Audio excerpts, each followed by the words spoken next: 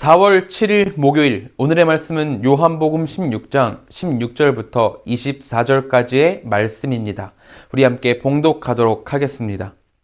조금 있으면 너희가 나를 보지 못하겠고 또 조금 있으면 나를 보리라 하시니 제자 중에서 서로 말하되 우리에게 말씀하신 바 조금 있으면 나를 보지 못하겠고 또 조금 있으면 나를 보리라 하시며 또 내가 아버지께로 감이라 하신 것이 무슨 말씀이냐 하고 또 말하되 조금 있으면이라 하신 말씀이 무슨 말씀이냐 무엇을 말씀하시는지 알지 못하겠노라 하거늘 예수께서 그 묻고자 함을 하시고 이르시되 내 말이 조금 있으면 나를 보지 못하겠고 또 조금 있으면 나를 보리라 하므로 서로 문의하느냐 내가 진실로 진실로 너희에게 이르노니 너희는 곡하고 애통하겠으나 세상은 기뻐하리라 너희는 근심하겠으나 너희 근심이 도리어 기쁨이 되리라 여자가 해산하게 되면 그때가 이르렀으므로 근심하나 아기를 낳으면 세상에 사람 난 기쁨으로 말미암아 그 고통을 다시 기억하지 아니하느니라 지금은 너희가 근심하나 내가 다시 너희를 보리니 너희 마음이 기쁠 것이요 너희 기쁨을 빼앗을 자가 없으리라 그날에는 너희가 아무것도 내게 묻지 아니하리라 내가 진실로 진실로 너희에게 이르노니 너희가 무엇이든지 아버지께 구하는 것을 내 이름으로 주시리라 지금까지는 너희가 내 이름으로 아무것도 구하지 아니하였으나 구하라 그리하면 받으리니 너희 기쁨이 충만하리라 예수님은 22절을 통해서 제자들에게 이렇게 말씀을 하십니다. 지금은 너희가 근심하나 내가 다시 너희를 보리니 너희 마음이 기쁠 것이요 너희 기쁨을 빼앗을 자가 없으리라. 우리는 죄가 이 땅에 들어온 이후로 박해와 기쁨이 공존하는 시대를 살아갑니다. 예수님이 오늘 본문을 통해 제자들에게 말씀하시는 조금 있으면 나를 보지 못한다라는 말씀은 예수님의 죽음을 가리킵니다. 그리고 또 조금 있으면 나를 보리라 이렇게 말씀하시는 것은 예수님의 부활과 성령의 오심을 가리키고 있죠. 예수님께서 십자가에서 죽으셨을 때 제자들은 하늘이 무너지는 것 같은 절망에 빠졌습니다. 무명으로 사라져갈 뻔한 자신들을 제자로 삼아주셔서 이곳까지 인도하신 분이었어요. 예수님이 계시기 때문에 자신들이 여기까지 올라올 수 있었습니다. 예수님이 없다면 자신들은 아무것도 아님을 잘 알고 있었어요. 이 세상의 왕이 되실 예수님이 계시다면 자신들도 한 자리 잡고 떵떵거리면서 살아갈 수 있다는 왜곡된 소망까지 생겼습니다. 그런데 예수께서 십자가에서 죽으시고 제자들은 하늘이 무너지는 듯한 절망에 빠졌습니다. 뭐였지? 여태까지 했던 건 뭐였지? 왕은? 내 자리는? 이 모든 것들이 송두리째 없어진 느낌이었겠죠. 하지만 예수께서 다시 부활하심으로 상황은 완전히 뒤집혀졌습니다. 그들의 세계관 자체가 변화되었어요.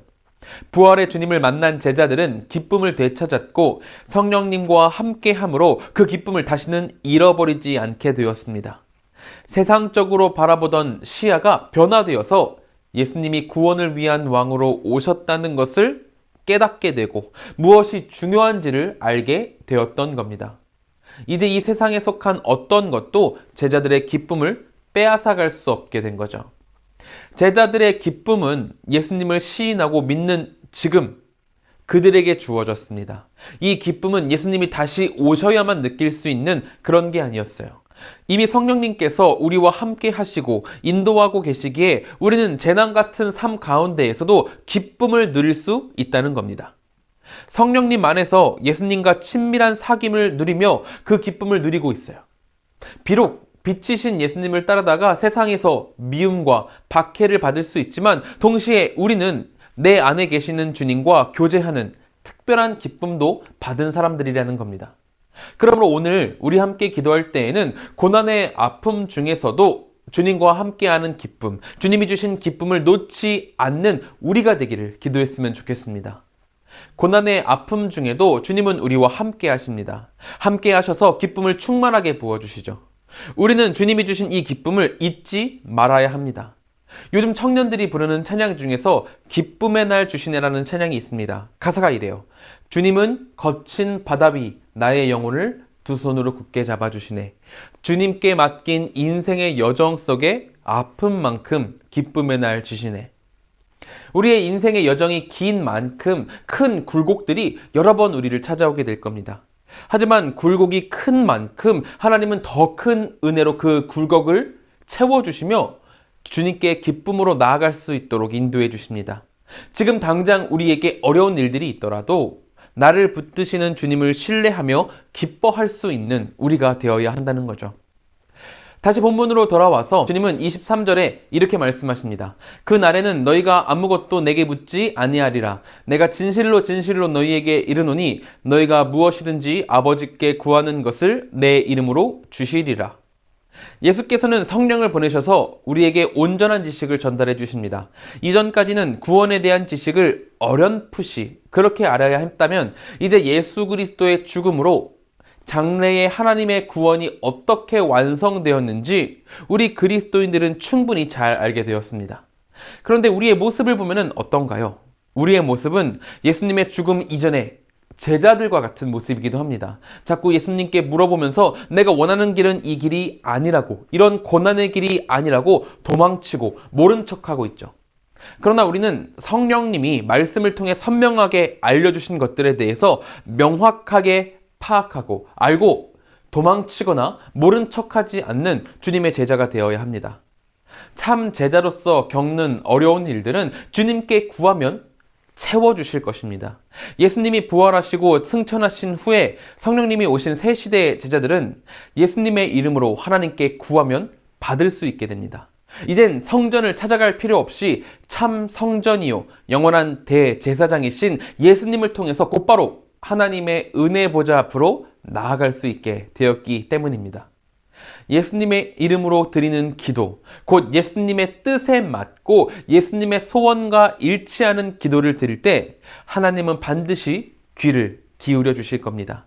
그러므로 기도로 예수님의 사역을 이어가고 예수님의 뜻을 이루는 우리 모두가 되기를 바랍니다.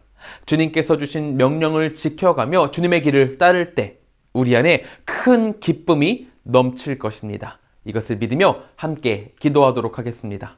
우리 이 시간 같이 기도하실 때에는 첫째로 주님의 큰 기쁨을 누리는 우리가 되도록 기도해 주시기 바랍니다. 둘째로는 한국과 세계를 위해서 기도하겠습니다. 사회, 경제, 문화, 정치, 코로나 이 모든 것 가운데 주님의 회복이 임하기를 기도해 주시기 바랍니다.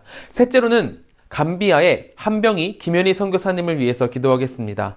감비아에 남겨진 최수명 선교사님과 임원들이 선교부를 잘 이끌어갈 수 있도록 기도해 주시고 안식년 기간이신데 이 기간을 통해서 이후 사역을 지혜롭게 잘 준비하실 수 있도록 기도해 주시기 바랍니다.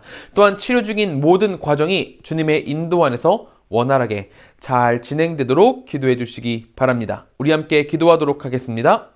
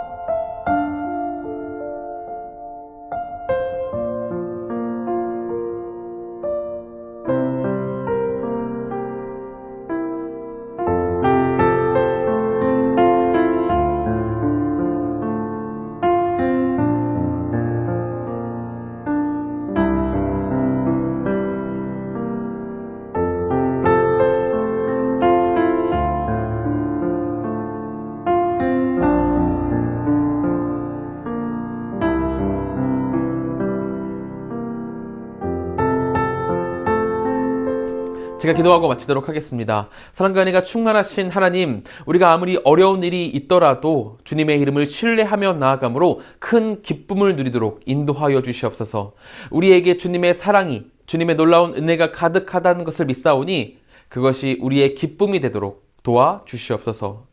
감비아의 한병희 김현희 선교사님을 위해서 기도합니다. 두 분 사역 가운데에 주님의 놀라운 은혜를 부어주셔서 감비아가 주님의 것 되도록 인도하여 주시고 안식년인 지금 하나님과 함께 동행함으로 충분한 쉼 누릴 수 있도록 도와주시옵소서. 주여, 우리 성도님들 아침 묵상을 마치고 이제 세상으로 나아갑니다. 그 모든 발걸음 가운데 주님의 함께 하심을 믿사오니 주여 축복하시고 형통하도록 도와주시옵소서. 주께서 언제나 인도하실 것을 믿으며 예수님의 이름으로 기도드립니다. 아멘.